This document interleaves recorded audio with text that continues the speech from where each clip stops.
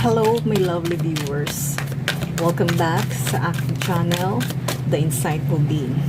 Kung nasaan ka man dito sa mundong ito, gusto kong batiin ikaw na good morning, good afternoon, good evening. Welcome sa aking channel. Kung bago lang kayo rito or kung hindi pa kayo nakapag-subscribe ng aking channel, don't forget, paki-like, paki-share, paki-subscribe ng aking channel. Thank you. Gusto ko rin pala magpasalamat sa mga nagsusupport sa channel ko, nag-view ng video ito, nagsusubaybay sa aking mga video, sa nag-like, sa nag-share, at sa nag-comment. Thank you. Thank you din sa nag-subscribe ng channel ko. Maraming salamat sa inyo. Bago ko simulan ang reading na to, isa-shuffle ko muna ang card. Itong reading na to ay para sa Aquarius. Kumusta kayo dyan, Aquarius? Kumusta ang araw nyo? Ang weekend nyo? Kumusta? Okay, Aquarius. Simulan na natin kung ano nga ba ang mensahe na gustong iparating para sa iyo.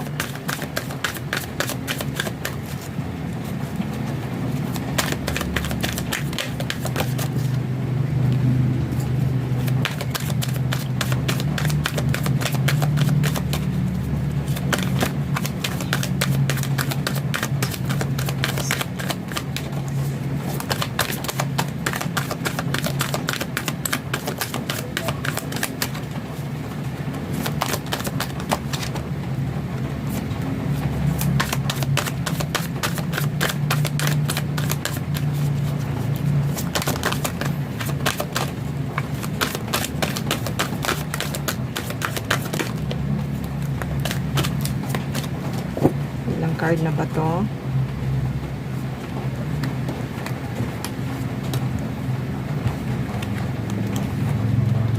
Okay, Aquarius. Ayusin ko muna to.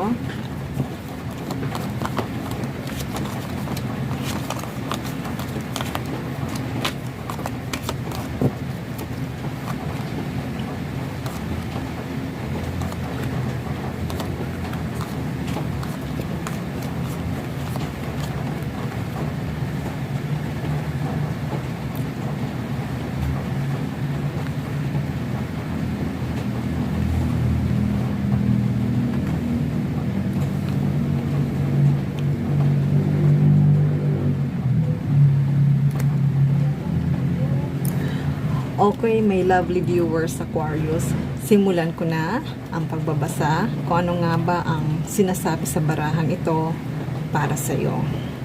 Okay, bottom of the deck, the High Priestess. So nakikita ko dito, Aquarius, malakas ang intuition mo. Naniniwala ka kung ano ang mas magandang gawin at mga dapat hindi gawin. At alam mo na kung ano ang mga dapat iwasan sa araw-araw na mga ginagawa mo, sa daily life mo. Napaka knowledgeable mo. Alam mo na ang nararapat para sa iyo. At nakikinig ka na rin ang mga makakabuti para sa iyo. Inaalam mo muna kung ito nga bang sitwasyon na to ay makakapagbigay sa iyo ng maganda or hindi makakapagbigay sa iyo ng maganda. Nasa right path ka ngayon, Aquarius. Sinusunod mo, nakikita mo, na-observe mo kung ano ang mga galaw ng mga nasa surrounding mo, hindi lang sa surrounding mo, sa mga kasama mo sa work mo, mga kasama mo sa environment mo, talagang na-observe mo kung maganda ba ang naibibigay sa'yo, kung maganda ba ang na kukuha mo galing sa kanila. Marami kang pinagdaanan sa buhay. Let's say sa work mo, marami kang challenges, marami kang struggle na pinagdaanan, marami kang ka-competition na gusto mo na maging smooth yung work mo. May mga tao pa rin na gumagawa na hindi maganda para ma-achieve mo yung pangarap mo. Marami rin na taong nandyan sa paligid mo or sa work mo na mga haters na hindi ka gusto, na nakangiti sila sa'yo pero hindi ka nila gusto. Alam ko na malakas ang pandama mo kung ito nga bang tong mga nasa surrounding mo or ka-workmate mo nakakapagbigay sa'yo ng magandang energy. Talagang nakikita ko dito na maraming competition sa work mo, nakikita ko rin, at mayroon ding mga arguments na hindi pagkakaintindihan. Kaya itong na nangyayari sa life mo, alam ko ay umiiwas ka na sa kanila para hindi na lalong lumaki pa yung iniiwasan mo yung lumaki pa yung kung may argument, iniiwasan mo na yon para hindi na lumaki pa. Kasi nakikita ko na hindi ka nakafocus na sa kanila. Hinahayaan mo lang sila kahit na may galit sila sa'yo, kahit na hindi ka nila gusto, binabaliwan na mo na lang kasi may goal ka. May goal ka kasi na ma-achieve mo yung gusto mo. Gusto mo na magkaroon ka ng stable na buhay, gusto mo na magkaroon ka ng stable na job, gusto mo na magkaroon ka ng maraming pera. Sabihin natin, gusto mo na mag-success ka sa trabaho, kung may negosyo ka man, gusto mo mag-success ka. At nakikita ko rin kung may negosyo ka rin, Aquarius, nakikita ko rin na marami ka talagang ka-competition. Hindi lang isa, hindi lang dalawa, hindi lang tatlo, kundi marami kang ka-competition. Hindi na yan maiiwasan na magkakaroon ka ng competition, pero at least alam mo kung ano ang tama at kung saan ka talaga nakafocus. Yung ang nakikita ko, talagang nakafocus ka sa goal mo. Talagang may goal ka na maging success ka. Sa daming iniisip mo sa work, sa daming iniisip mo sa mga trabaho mo, sa opisina mo, nakikita ko rin na kailangan mo rin magpahinga. Kailangan mo rin sometimes na kailangan mo rin ng peace. Kung gusto mo magbakasyon ka. Kung gusto mo muna na mapag-isa ka, mag-isa ka muna. Kung gusto mo muna mag-concentrate sa sarili mo, okay lang yon. Marami kang iniisip, marami kang ginagawa sa trabaho mo, kaya nakikita ko na kailangan mo rin ng peace, kailangan mo rin ng rest. Huwag masyadong workaholic ka, kailangan mo rin magpahinga ka. Kasi para maiwasan yung stress sa dami ng ginagawa mo at sa trabaho mo, sa dami ng mga task na kailangan tapusin mo, kailangan mo rin mag-rest. Kasi ang lahat ng ito na ginagawa mo, kukuha mo yung gusto mo. Kung makakapag-ipon ka ng pera, makakapag-ipon ka. Kung ma-achieve mo yung gusto mo, ma-achieve mo. Merong talagang mga kasama ka sa trabaho mo or sa environment mo, talagang competition nangyayari dito.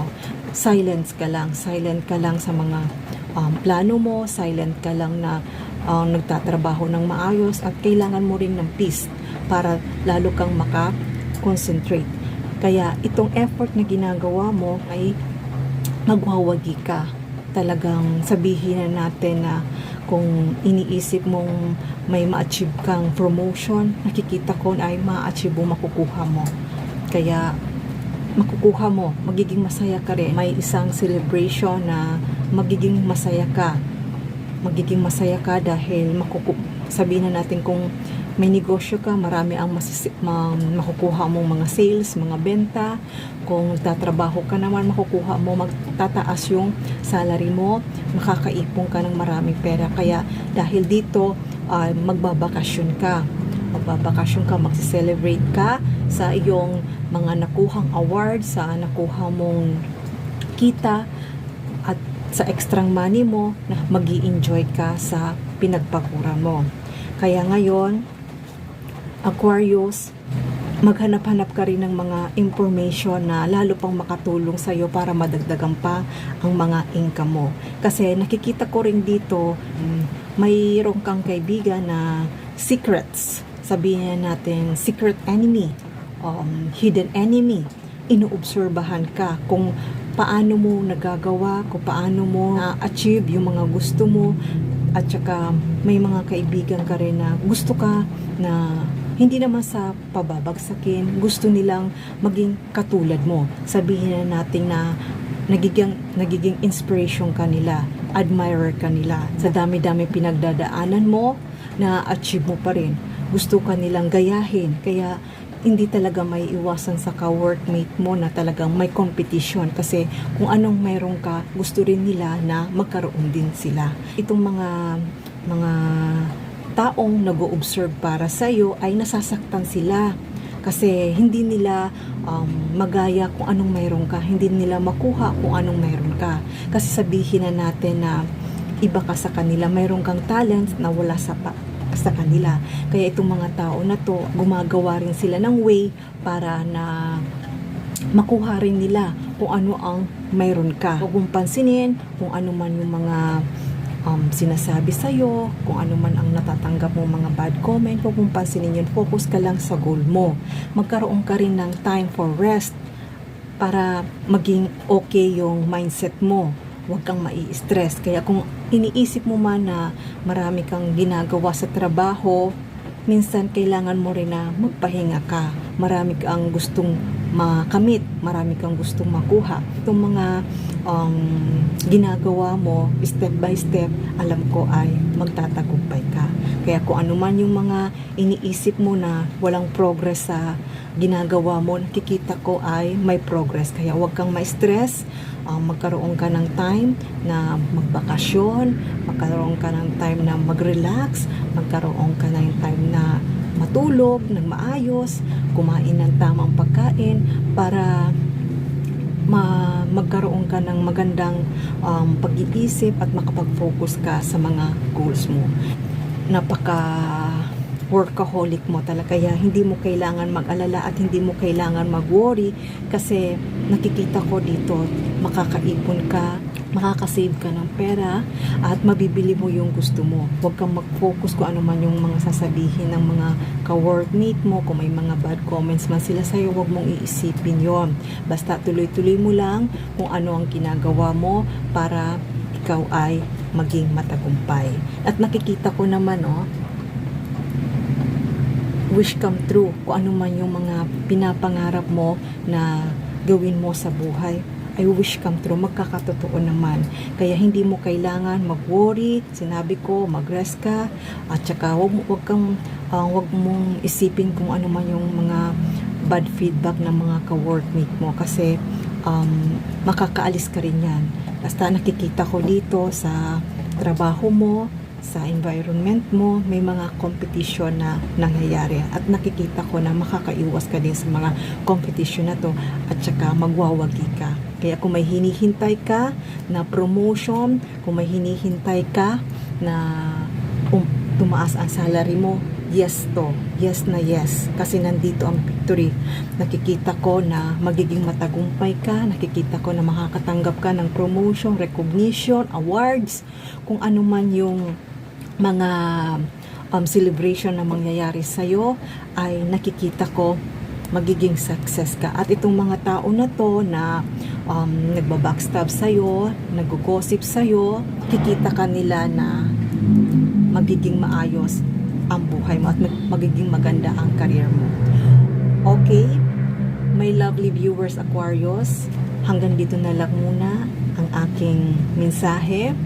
Don't forget, paki-like, paki-share, paki-subscribe ng aking channel. Love and peace.